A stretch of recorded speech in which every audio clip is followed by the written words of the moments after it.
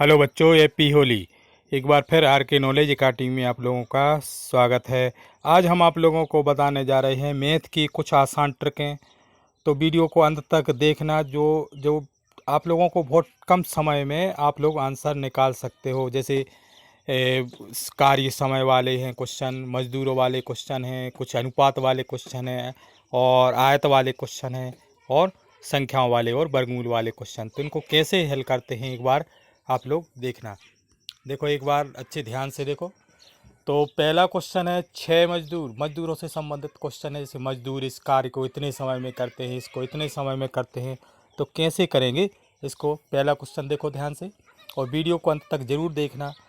और देख, तो पहला क्वेश्चन है, छः मजदूर एक काम को 40 दिन में करते हैं। कितने दिन में करते हैं? 40 दिन में। तो सबसे पहले क्या करना है, मजदूर के नीचे मजदूर लिख दो। 6 मजदूर 40 हैं, तो 6 मजदूर कितने दिन में करते हैं? वो 40 दिन में। और तो दिन यहाँ लिख दो, दिन यहाँ, और मजदूर के। और 30 मजदूर उसी काम को किस दिन में करेंगे? तो मजदूर के नीचे मजदूर और दिन के नीचे दिन। इतना ध्यान रखना, मजदूर के नीचे मजदूर लिख दो और दिन के नीचे दिन लिख दो। तो 6 मजदूर कितने दिन में कर रहे हैं? 6 मजदूर 40 दिन में। तो 30 दिन में 30 मजदूर कितने दिन में करेंगे? तो यहाँ पे छः के सामने 6 मजदूर के नीचे लिख दो 30 मजदूर, और 40 के नीचे लिख दो एक्स। हमें एक एक्स निकालना है। तो इसमें कुछ नहीं करना आप लोगों को, केवल 6 का गुणा 30 में कर दो। 6 का गुणा नहीं, 6 का गुणा इसमें कर दो 40 में, और 30 का गुणा एक्स में कर दो। तो 6 गुणित 40 बटे 30। तो एक्स का मान आ जाएगा, शून्य से शून्य कट जाएगा, शून्य से शून्य कट जाएगा, और 2 से काटेंगे सो कितना आ जाएगा? 3 दूनी 6। 3 से काटेंगे 3 दूनी 6, मतलब 4 दूनी 8 दिन। आंसर आ जाएगा कितना? 8 दिन। तो इसको आप लोग बहुत सरल जल्दी कर सकते हो। इस टाइप के क्वेश्चन एक बार और समझ लो। देखो ध्यान से, 6 मजदूर, तो 6 मजदूर, 6 के नीचे लिख दो 30, मजदूर के नीचे मजदूर आ गया, और दिन 40, और एक्स हमें निकालना है, एक्स हमें निकालना है।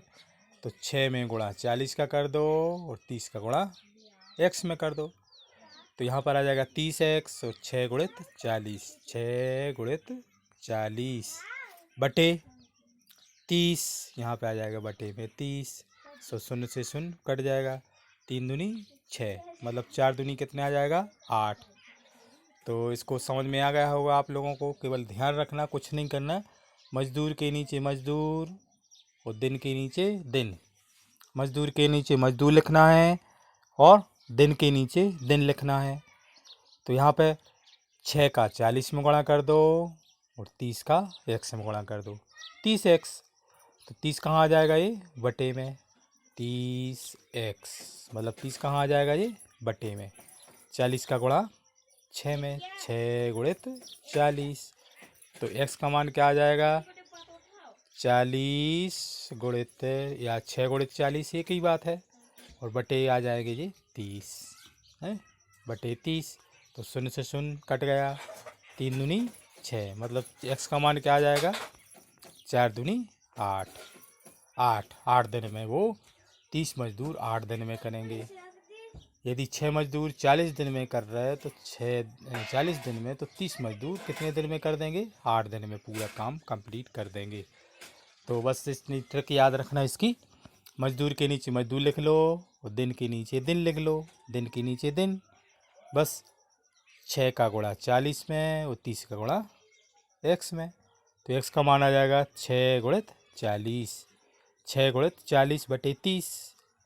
तो 8 दिन कितना आ जाएगा? 8 दिन। तो इसको आप लोग बहुत सरल इस ट्रिक से कर सकते हो। मजदूर वाला, या इतने दिन में इतने करे तो इतने दिन में कितने हो जाएंगे। तो ये सवाल आप लोगों को समझ में आ गया होगा। अब उसके बाद दूसरा क्वेश्चन देखो, एक अनुपात से संबंधित क्वेश्चन पूछा जा रहा है। जैसे संविदा वर्ग 3 में, या और भी टेस्टों में जिस अनुपात से संबंधित क्वेश्चन पूछ लेते हैं। सबसे पहले ध्यान रखना, अनुपात को हमें जब अनुपात निकालना है तो दोनों यूनिट एक सी होनी चाहिए। जैसे या तो पैसे पैसे हों, या लीटर लीटर हों, या मीटर मीटर हों, या सेंटीमीटर सेंटीमीटर हों, या मिलीमीटर मिलीमीटर हों, तो दोनों यूनिट एक सी होनी चाहिए। या मिलीग्राम मिलीग्राम हो तो हमें किलो उसको किलो किलो हो, तो या फिर ग्राम ग्राम हो। जैसे ग्राम को हमें किलोग्राम बदलना है तो 1000 से गुणा करना है। रुपये को पैसे में बदलना है तो 100 से गुणा करना है। तो एक सी यूनिट होना चाहिए, ध्यान रखना इसको। सबसे पहले तो जब हम अनुपात निकालते हैं तो दोनों यूनिट एक सी होनी चाहिए। फर्स्ट ध्यान रखना, दोनों यूनिट, ऐसा नहीं कि लीटर का और मिलीलीटर का निकाल लो, ऐसा नहीं होता। जैसे पैसा का और रुपए का निकाल लो, ऐसा नहीं होगा। तो या तो दोनों पैसों में होना चाहिए, या दोनों रुपए में होना चाहिए, या दोनों किलो में होना चाहिए, तभी हम अनुपात निकाल लेते हैं। अब ऐसा नहीं होता कि किलो और लीटर का निकालो है, या किलो और मीटर का निकाल लो, तो ऐसा नहीं होता। तो सबसे पहले दोनों यूनिटों को क्या करना पड़ता है हमें, एक से दोनों यूनिटों, या तो दोनों पैसे पैसे में बदल लो या रुपए में बदल लो। तो जैसे ये क्वेश्चन है पहला, इस क्वेश्चन को देखो ध्यान से। 25 पैसे के 1300 सिक्के, 1300 सिक्के, 1300 सिक्के। तो 25 पैसे, तो ये तो पैसे में है। अब ये है यहाँ पर 5 रुपये, 5 रुपये के 150 सिक्के हैं।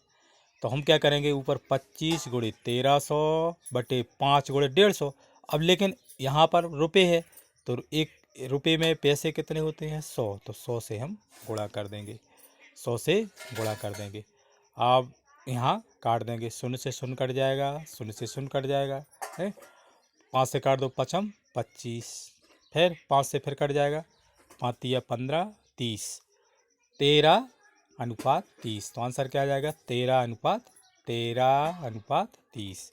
इसका आंसर हो जाएगा 13:30, 13/30। अब इसको छोटी हम कर नहीं सकते अनुपात, किसी संख्या से भाग नहीं जा रहा, 13 अभाज्य संख्या हो गई, और 13 का 30 में भी नहीं जा रहा, तो फिर यहाँ अनुपात क्या हो जाएगा, 13:30।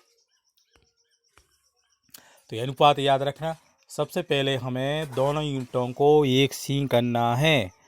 पैसे पैसे, रुपए को पैसे में बदल लेना है, या मीटर और किलोमीटर आए तो मीटर को किलोमीटर में नहीं, किलोमीटर को मीटर में बदल लेते हैं तो 1000 से गुणा कर देंगे।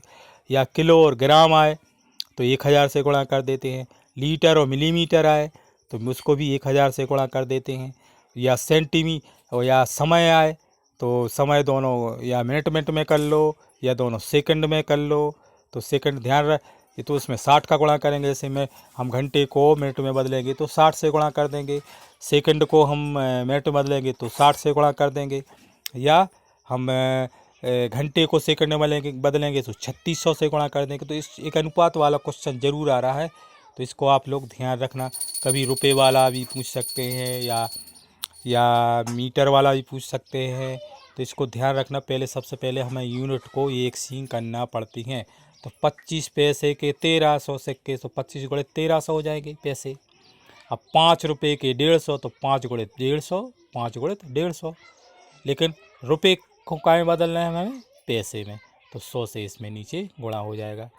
तो ये ध्यान रखना, अनुपात हमेशा एक सी यूनिट का निकालना पड़ता है। तो सबसे पहले यूनिट देख लेना कि यूनिट दोनों एक सी हैं। यूनिट एक सी तो देते नहीं है वो क्वेश्चन में, पहले हमें यूनिट को एक सी करना है बस है। जैसे पैसे है तो रुपये में हम 100 का गुणा कर देंगे, और घंटा है या मिनट है तो मैं घंटा को मिनट में 60 से गुणा कर देते हैं। तो जी ध्यान रखना, सबसे पहले इन दोनों यूनिटों को अनुपात में दोनों यूनिट एक सी होनी चाहिए। तो अब ये देखना है कि रुपये है तो 100 से हम नीचे गुणा कर देंगे। तो ये संबंध ध्यान रखना, ये अनुपात से संबंधित क्वेश्चन ज़रूर पूछा जा रहा है। कभी पैसे वाला पूछ लेते हैं, कभी घंटे वाला पूछ लेते हैं तो सबसे पहले ध्यान रखना, दोनों यूनिट एक सी होनी चाहिए, या तो मीटर में हो या किलोमीटर में हो, या यदि नहीं दी है तो उनको हमें बदलना पड़ता है। तो जी अनुपात कितना हो जाएगा इसका, 13:30। अब 13:30, तो ये अनुपात से संबंधित क्वेश्चन। तो ये अब उसके बाद देखो, एक आयत या वर्ग से संबंधित क्वेश्चन पूछ सकते हैं। तीसरा, ऐसे एक वर्ग, सबसे पहले तो आप लोगों को बेसिक चीज़ होना चाहिए, वर्ग क्या होता है? जिसकी चारों भुजाएं बराबर हों। और आयत क्या होता है? जिसकी लंबाई अलग होती है और चौड़ाई अलग होती है, तो उसको क्या बोलते हैं हम? आयत। आयत में लंबाई और चौड़ाई दी रहती है। और वर्ग में चारों भुजाएं, जैसे ए है वर्ग, चारों भुजाएं अगर एक सी हैं, चारों भुजाएं, तो ये क्या हो जाएगा? वर्ग, जो हो जाएगा वर्ग। और आयत में क्या होता है? लंबाई अलग हो जाती है, चौड़ाई, जो हो गई लंबाई और ये चौड़ाई। तो वर्ग का क्षेत्रफल क्या होता है? भुजा का वर्ग, क्योंकि भुजाएं चारों एक सी होती हैं। और इसका क्षेत्रफल क्या होता है? लंबाई गुणित चौड़ाई। आयत का क्षेत्रफल क्या होता है? लंबाई गुणित चौड़ाई। और परिमाप, आयत का परिमाप 2 लंबाई प्लस चौड़ाई, 2 कोष्ठक में लंबाई प्लस चौड़ाई। वर्ग का चारों भुजाओं का गुणा कर दो, 4 का उसमें गुणा कर दो भुजा का। जैसे भुजा दी है 4 है, तो 4 चौको 16। और इसका क्षेत्रफल भी 16 आ जाएगा है। और इसकी परिमाप क्या होता है? 2 लंबाई धन चौड़ाई। तो ये आय से संबंधित क्वेश्चन या वर्ग से संबंधित कुछ पर कभी अनुपात पूछ लेते हैं, कभी क्वेश्चन में आयत वाला। तो आयत इसमें क्वेश्चन में देखो ध्यान से, यदि लंबाई को दोगुना कर दें, लंबाई को दोगुना कर दो, चौड़ाई को आधा कर दें, जी आधा, चौड़ाई को आधा है यहाँ पे, चौड़ाई को हम आधा कर दें, चौड़ाई को क्या कर दें? आधा, तो क्षेत्रफल में क्या परिवर्तन हो जाएगा? तो क्षेत्रफल में क्या परिवर्तन होगा? तो देखो, हम इसमें कोई भी मान लेना, कोई भी मान लेना। जैसे मान लो हमने मान लिया चौड़ाई 2 है, चौड़ाई कितनी है इसकी? 2 मान ली हमने चौड़ाई। तो लंबाई मान लो 4 मान ली, कोई भी मान लेना, चौड़ाई 1 मान लेना, 2 मान लेना है, 3 मान लेना, कोई भी एक ऐसी संख्या मान लेना, या 100 मान सकते हो या x मान सकते हो। तो यहाँ पर क्षेत्रफल क्या हो जाएगा? देखो, लंबाई गुणित चौड़ाई, 4 दूनी 8, 4 दूनी कितना हो जाएगा? 8 है। अब अगर हम दूसरी शर्त, यदि हमने यहाँ पर 2 था, उसको आधा कर दो, 2 का आधा कितना हो जाएगा? 1 है। और 4 के दोगुने कितने हो जाएंगे? 8। अब क्षेत्रफल निकालो, लंबाई गुणित चौड़ाई, 8 एकम 8। तो इसमें देखो कोई परिवर्तन नहीं हो रहा है, उतना ही जितना था, कोई परिवर्तन नहीं हो रहा है। तो इसमें यहाँ पर आंसर क्या हो जाएगा? इसमें कोई परिवर्तन नहीं होगा। इसका आंसर क्या हो जाएगा? इसमें कोई परिवर्तन नहीं होगा है। एक बार समझ लो ध्यान से, देखो ध्यान से, एक जैसे ये है आयत है, ये है आयत, और आयत की मान लो हमने चौड़ाई मान ली 2, कोई मान सकते हो, एक x मान लेना, चर मान लेना, चर मान लेना, कोई भी 100 मान लेना। और अपन ने चौड़ाई को मान ली, मान लो 4 है। तो इसका क्षेत्रफल कितना हो जाएगा? 4 दूनी 8, लंबाई गुणित चौड़ाई 8, तो इसका क्षेत्रफल कितना आ जाएगा? 8। अब अगर हम 2 के आधे कर दो, तो 2 के आधे कितने हो जाएंगे? 1। और 4 के दोगुने कितने हो जाएंगे? 8। तो 8 का 1 में गुणा करो, 8 गुणित 1, लंबाई गुणित चौड़ाई 8 है। देखो उतनी ही है, कोई परिवर्तन नहीं हो रहा है। तो इस टाइप के भी क्वेश्चन जी, सबसे पहले तो ध्यान रखना आयत क्या होता है, आयत का क्षेत्रफल क्या होता है, आयत का परिमाप क्या होता है। सबसे पहले आप लोगों को ये बेसिक चीज़ें समझनी पड़ेंगी, तभी ये क्वेश्चन, इस टाइप के क्वेश्चन बनते हैं। इसको जैसे मान लो हम x मान लें, जैसे मान लो हमने x मान लिया, जैसे हमने मान लिया x, यहाँ पर चौड़ाई को मान लिया x मान लिया है, और लंबाई को मान लिया, मान लो हमने 2x मान लिया,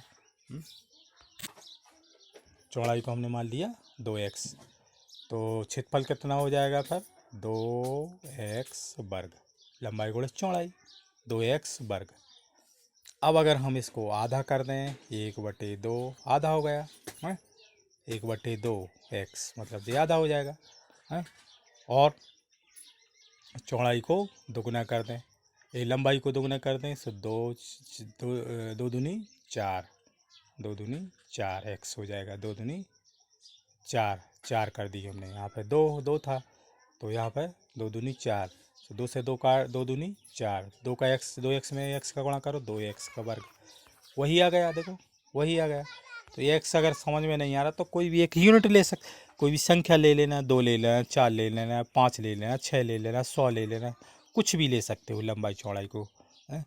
फिर उसका क्षेत्रफल निकालो, तो क्षेत्रफल में कोई परिवर्तन नहीं होगा। अगर हम लंबाई को दोगुना कर देते हैं और चौड़ाई को आधा कर देते हैं तो उसमें कोई परिवर्तन नहीं होता है। तो इस टाइप के भी क्वेश्चंस पूछे जाते हैं। तो नेक्स्ट क्वेश्चन देखो, इसका पूरा क्वेश्चन को समझ लो पहले। यदि हम 2 अंकों की संख्या का योग 8 है, हैं, 2 अंकों की संख्या का योग कितना है 8, और यदि हम अंकों को पलट दें, हैं, तो कितना कम हो जाता है इसका कितना, यदि हम अंकों को पलट देते हैं तो 18 कम हो जाता है। कितना 18। तो संख्याओं के योग देख लो। सबसे पहले संख्याओं का योग देखो, जैसे इसमें 5 और 4 9 आ रहा, तो ये तो गलत है, हैं? 9 2 11, ये भी गलत है। फिर उसके बाद देखो 5 3 8 आ रहा है, 5 और 3 8 सही है जी। अब अगर हम इनके अंकों को पलट दें तो 35 के क्या हो जाएंगे 53, 35 के क्या हो जाएंगे 53। 53 में से 35 घटा दो, 13 में से 5 घटा दो, कितने बचे 8, यहाँ पर 1, 18 आ गया है। यदि हम अंकों को पलट दें तो 18 कम हो जाती है, मतलब कौन सा सही आंसर है अपना 35 सही इसका आंसर आ जाएगा। तो जिस टाइप के क्वेश्चन आप लोगों को पूछे जा रहे हैं। तो उसके बाद देखो,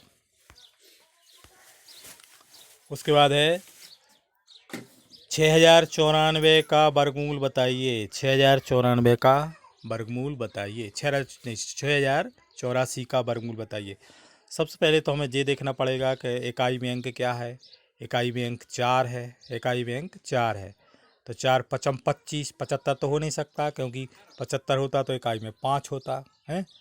8 अठैया 64, 64 में 4 आ रहा है। और यहाँ भी तो अब बी और सी में देखना है, बी और सी में, अब दोनों में बी और सी में हमें देखना है। तो यहाँ 8 अठैया 64, यहाँ भी 8 अठैया 64, 4 आ रहा है। बी और 28 होगा या फिर 78 होगा। तो 28 तो हो नहीं सकता, क्योंकि 28 जैसे मान लो 30 है 30, तो 30 का वर्गमूल 3 3 का 900, 30 का वर्ग क्या होता है 900, तो 900 से तो बड़ी संख्या है, तो अपना आंसर क्या आ जाएगा 78। अपन 78 में 78 का गुणा करेंगे तो कितना आ जाएगा यहाँ 6084। तो यहाँ देखना है 8 अठैया 64, एक अंक मिल गया, मतलब अपना 78 सही है। आंसर क्या है 78। तो ये वर्गमूल से संबंधित क्वेश्चन भी आप लोगों को यहाँ पर ऑप्शन से देख लेना। ऑप्शन से केवल ये देखना 2 का वर्ग क्या होता है 2 दूनी 4 है। तो अगर इकाई का अंक 4 है तो 2 वाली संख्या तो 12 होगा या 24, 12 होगा या 22 होगा या 32 होगा या 42 होगा या 52 होगा या 62 होगा।